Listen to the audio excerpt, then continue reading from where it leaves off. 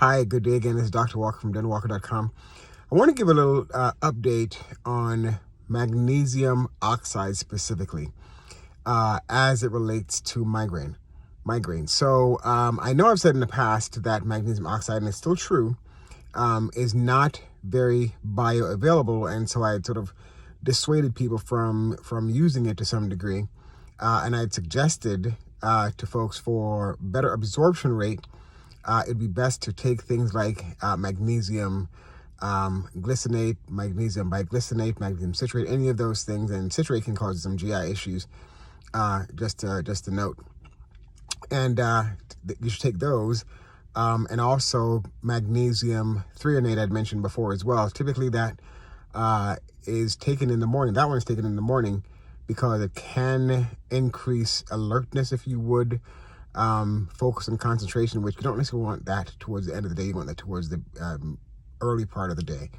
And I'd also suggested that magnesium can help with sleeping.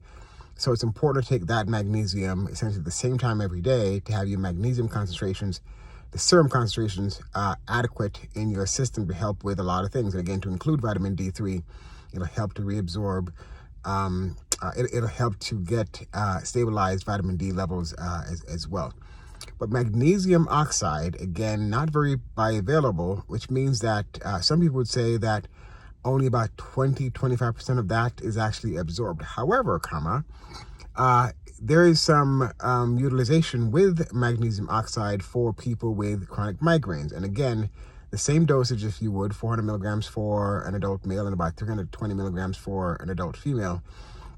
Those that can help and have been shown to help with folks with migraines.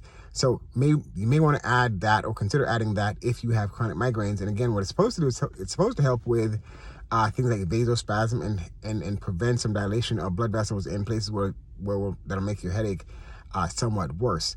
So you can try that. Magnesium oxide, again, not very great in terms of bioavailability, but has shown to help people that have some concerns with migraines. That may help.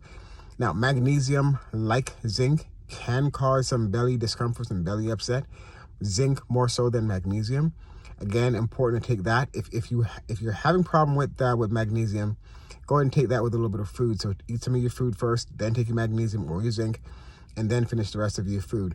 Because sometimes it's just the chelating agent. So like magnesium glycinate, the chelating agent for the magnesium can be the issue that people may have with belly discomfort. So try with some food first. If that doesn't work, then try different magnesium. Again, glycinate, citrate, threonate, any of those can help. And again, magnesium oxide specifically, if you have long-standing chronic issues with migraines or just headaches in general. Try that and see if that helps. But magnesium, again, very, very important in terms of your dietary supplementation for lots of different functions, to include activation of vitamin D, absorption of vitamin D, activation of vitamin D levels, and so forth. So very good thing to add to your dietary supplemental causes.